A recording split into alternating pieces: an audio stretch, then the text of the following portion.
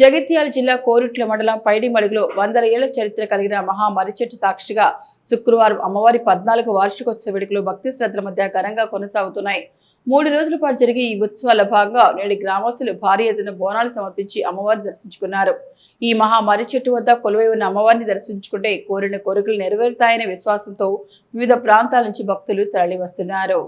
జగిత్యాల జిల్లా కోరుట్ల మండలం పైడిమడుగు గ్రామంలో ఉన్న ఈ విశాలమైన మర్రి చెట్టు వందల సంవత్సరాల చరిత్రలను కలిగి ఉంది. ఆసియా ఖండంలోనే రెండో అతిపెద్ద మర్రి చెట్టుగా స్థానికులు భావించే ఈ వృక్షం గ్రామానికి ప్రత్యేక గుర్తింపుగా నిలిచింది.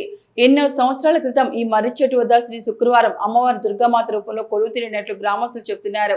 అప్పటి నుంచి ఈ ప్రదేశం ఆధ్యాత్మిక కేంద్రంగా మారి ప్రతి బుధవారం మరియు శుక్రవారం భక్తులతో కిటకిటలాడుతోంది.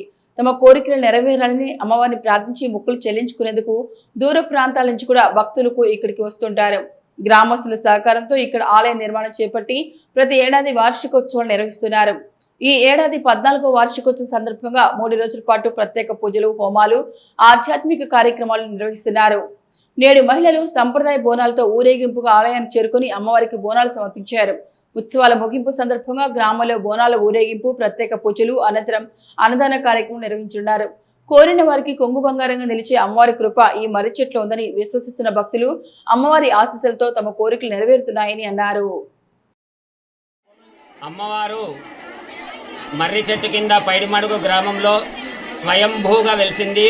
క్రీస్తుపూర్వం 500 సంవత్సరాల క్రితం అమ్మవారు స్వయంగా ఈ భూమిలో వెలవడం జరిగింది. అమ్మవారు కోరికలు తీర్చు కొంగు బంగారంగా అమ్మవారు శుక్రవారం దేవునిగా, దుర్గామాతగా భక్తుల కోరికలు నెరవేరుస్తూ అమ్మవారు ఇక్కడ తనంతకు తానొచ్చి అమ్మవారు వెలిసింది.